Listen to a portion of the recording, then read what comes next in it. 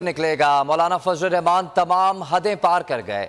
बुग़्ज़े PTI में अखलाकियात की धज्जियां उड़ा दी। जलसे में खवातीन से मुतल्लिक नाजेबा अल्फाज का इस्तेमाल, घटिया और शर्मनाक गुफ्तगू की।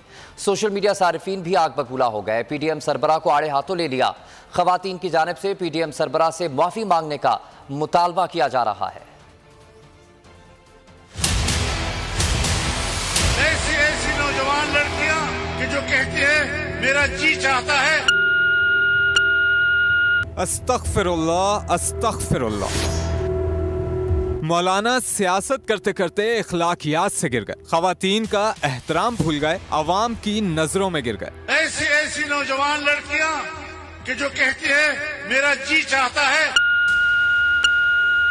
खवातीन पर घटिया इल्जामात, शर्मनाक बात। ये मुआशरा पैदा किया जा रहा है, ये अखलाक पैदा किए जा रहे हैं। नौजवान नस्ल को इस तरह गुमराह किया जा रहा है और फिर कहते हैं कि हम खामोश हैं। जलसे में नाजेबा अल्फाज का इस्तेमाल, घटिया और शर्मनाक गुफ्तगू की, जिसकी जितनी मजम्मत की जाए कम है। नौजुबिल्लाह।